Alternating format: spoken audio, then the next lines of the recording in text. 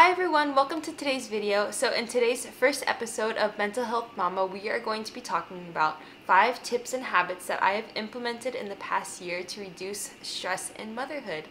And so for those of you who are new to our channel, my name is Derlin. I am a mom to our son Jonah, and my husband Nestor and I have this channel here on YouTube to share some things that we've experienced and learned over the past year, things that we learn as we go, and just like ways that we could help other parents and kind of share our own life as well. So if you are new, please subscribe and let's get on with the video. So the first tip that I have is body awareness. So this is something that I learned actually pretty early on. I remember there was a situation where I was giving Jonah a bath, and then I had moved to his nursery where I was changing him, putting his diaper on and things like that, and I just noticed how tense my shoulders were. And ever since then, I've really made a habit of checking to see how I'm feeling physically. So whether that's making sure are my shoulders tense? Am I slouching? Or am I hungry? Am I tired? Really going through those things. I know a lot of times in counseling sessions we'll talk about how are you taking care of yourself, that you're taking care of your physical needs too. This is something that I'll be talking about earlier, is taking care of yourself, but I think especially being aware of your body helps to not only there's something that I have to do to take care of myself, but just I'm my body is telling me that I'm stressed out right now, or my body is telling me that I'm something is not right, or I'm not feeling very well right now. So really just being aware of your body to help you know what are the things that I need to be working on. Number 2 is to stay calm. So I know this one is really hard. I have to practice this so much. I actually have a situation where this happened to me this morning. So as you guys have seen, maybe have seen in previous videos, I give Jonah yogurt for breakfast in the morning, and it's not always the cleanest experience or the most tidy experience. So I will give him a spoon, and lately I gave him Greek yogurt this week, or I bought Greek yogurt, and that's what he's been having. It's thicker, and so he's scooping it up and then putting it on his tray. And it's so frustrating. This morning he was doing it a lot, and he wasn't eating any of it. He was just scooping it up and putting it on his tray. And I was just okay, Darlin, just it's okay. It's not a big deal. He's gonna get messy. He's gonna get messy anyways. He's eating yogurt, and it's gonna be fine. And just trying to do what I can, but not get stressed out about him being messy. So I was just I would just scoop it up and from the table. And my thing is okay, I don't want him to waste it. At one point too, he was scooping it up and then putting it on the floor. And so I was just I was helping him to scoop it off the tray and then feed it to him. And it was fine. See, that's the thing, is that it was fine. And so that's something that I've learned, even especially not just in this last year of motherhood, but in pregnancy too, and then in the delivery experience, that okay, this is going to be hard and it's stressful, but everything's going to be okay. And so kind of helping using that type of mindset to let go of that control of even if things don't go exactly the way that I want them to, things are still going to be okay, and I'll still be fine. And I think that's something that I learned even from our trip to San Antonio, is that okay, Jonah's gonna have a day, I think it was on Saturday that we were driving there, that he's not going to sleep very well, and he's going to be fine. He went to sleep fine that night, and even though that day was really hard, and I was stressed out, Nestor was stressed out, it was fine, and we were able to get through it. And I keep on thinking about that, about future things too, things that'll come up. For example, we're going on a trip in July, and that's something that makes me nervous, because I'm Jonah's never been on a plane before, and so having him contained in a plane that's in a new environment, and of course things with COVID too, everything's going to be okay, and it's not gonna be we're going to be able to get through it. Even in the situation where he's going to be sleeping in a new place, he's going to be just in a different environment for a whole week, it's gonna be okay. And so just letting go of that control, having everything to be in a specific way.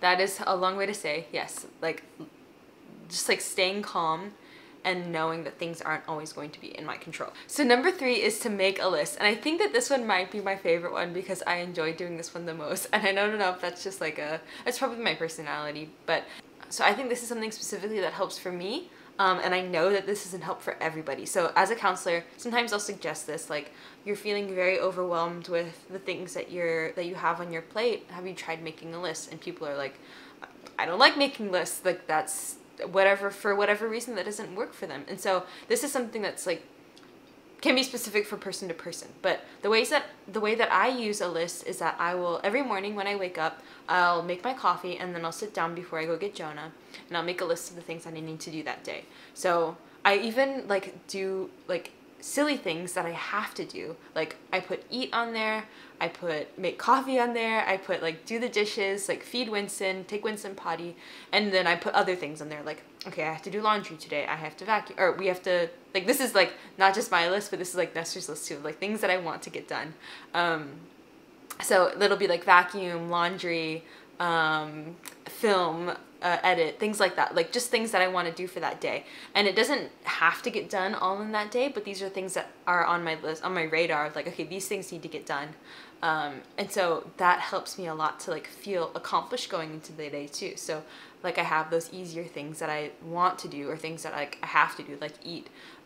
So whenever I get those things done, I cross them off. And I feel so silly sometimes, because sometimes I'll make the bed before I go into the living room or the dining room, and I will go and I'll make my list, and I'll put bed, like make bed on the list, and I've already made the bed, but I'll just like put it on there and then cross it off. And that like feeling of accomplishment in the morning helps me out a lot to like get through the day. And so that is something that's been really helpful to me. It's just like making that list. And that was something that I also learned pretty early on, is like, I was feeling very overwhelmed by everything that I had to do in the day. And I just like, it was just like all of these things were like floating through my mind of like, these are all the things that I need to do, like how scary and overwhelming. And then I would just write it down, and I would slowly get things done throughout the day, and it just felt a lot less overwhelming. And especially too, knowing that like, okay, like if I can't get all these things done, Nestor knows that I make this list every day, and he can go to it and say like, okay, like these are the things that I can do to help out Darylyn. And so yeah, that's been something that's been super helpful. Making lists, love it. And number 4 is to ask for help. And I'm talking about this, I'm specifically thinking about Nestor, but I think just in general, asking for help from other people too. So like, for example, sometimes like in the future, I might need somebody to like come in and help us take care of Jonah if like Nestor's on a trip for work or something like that. I need to ask somebody for help, because they're not going to know otherwise that I'm going to need help. And I think in smaller ways, this is the case too, that like sometimes I'm going to need help from Nestor, and he doesn't know that I need help with those things, but he's not going to know unless I tell him. So a lot of the times we just need to ask for help in order to receive that help, because people can't read our minds. So number 4 is to ask for help. And number 5, I think, is the most important, and this one is to take care of yourself. I really strongly believe that we can't, it's harder for us to take care of other people when we haven't taken care of ourselves. One specific situation that I always think of when I think of taking care of myself is Jonah was pretty young. It was pretty early on. I don't remember how old he was exactly, but I was taking care of him in the morning, and he was fine. Like he had like he'd eaten already. I'm pretty sure he hadn't started eating solids yet. Or maybe he had a little bit, but just not that much. And so I remember like being so hungry, and just like at the point where I couldn't, like, I was having a hard time focusing because I was so hungry. And I was like, okay, Jonah, like, I need to eat. Like, I know that I'm going to be able to take care of you better if I eat first. But I went and I ate, and I, like, afterwards, I felt so much better, and just, like, so much more present to him. I just, like, felt better. And so that's, like, something that I always keep in mind of, like, okay, like, whatever my needs are, like, my physical needs especially, like, I need to have those needs met in order to better be present to Jonah. And I think that being present to him is especially important, because, I mean, there are times like, okay, like the things that are not so much like physical needs, like those things can wait until he goes to sleep or something like that. So maybe I want to read my scripture verses for the day or whatever it is, like I can do that during his nap time, and like remember that that's something that I'm going to do during his nap time. But like my physical needs are something that's like, okay, like I need to eat before we like have playtime or something like that. Like I need to eat during this time that's like set, because it helps me to be a better mom basically. And so yeah, that's something that I've especially learned, and just like, and I think that just not just applies to like food and motherhood, like I think it just helps us in general, that I like need to eat before I go to work or whatever it is, you know. And I think also in terms of like in the bigger span of things, that like I need to, like, I'll feel better if I like physically take care of myself and like exercise, or if I'm like eating better, then I'll feel better, not just physically but mentally as well. And so this is something that's like I feel very strongly about, not only in like my personal life but also like when I'm talking to people in my work life, that like, how are you taking care of yourself with like everything, if everything else is like overwhelming or stressful or whatever it is, that you need to like make sure that you're still like taking care of yourself and filling your own cup. So yeah, that is number 5. So thank you all for watching our video today. I hope that you guys really enjoyed it, and I hope that it was helpful for you. Let me know down below what your tips are, or what your favorite thing is that helps you to reduce stress in your life, whether you're a mom or not. I'd love to read them and find out what helps and works for you guys. So thank you guys for watching our video today. Give us a thumbs up if you liked our video, and subscribe if you're new, and we'll see you next time. Bye!